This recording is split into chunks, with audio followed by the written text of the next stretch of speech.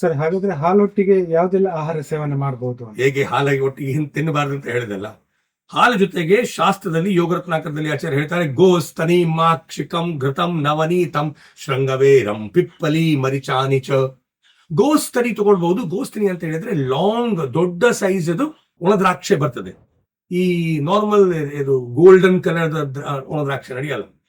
ಗೋಸ್ತನಿ ಮಾಕ್ಷಿಕಂ ಘೃತಂ ನವನೀತಂ. ನೀವು ತುಪ್ಪ ಜೇನುತುಪ್ಪ ಹಾಕುವಾಗ ಬಿಸಿ ಬಿಸಿ ಇರಬಾರ್ದು, ಹಗುರು ಬಿಸಿ ಇರಬೇಕು.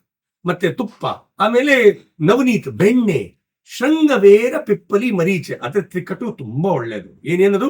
ಹಿಪ್ಪಲಿ, ಕಾಳುಮೆಣಸು ಮತ್ತೆ ಶುಂಠಿ ಪುಡಿ ಹಾಕ್ಲೇಬೇಕು. ಸಿತಾಮ್, ಕಲ್ ಸಕ್ಕರೆ ಹಾಕಬಹುದು. ಈ ಚೀನಿ ಅಂತಲ್ಲ, ಇದು ನಿಮ್ಮ ಕೆಮಿಕಲ್ ಪ್ರೊಸೆಸ್ಡ್ ಶುಗರ್, ಇದು ಹಾಕ್ಲೇಬಾರದು. ಸೈಂಧವ ಉಪ್ಪು ಮಾತ್ರ ಉಪಯೋಗ ಮಾಡಬಹುದು. ಬೇರೆ ಯಾವುದು ಉಪ್ಪು ಹಾಲು ಜೊತೆಗೆ ಹೋಗಲ್ಲ. ಮತ್ತೆ ಅವಲಕ್ಕಿ ಪ್ರಯೋಗ ಮಾಡಬಹುದು. ಅನ್ನಕ್ಕಿಂತ ಅವಲಕ್ಕಿ ಒಳ್ಳೆಯದಂತೆ.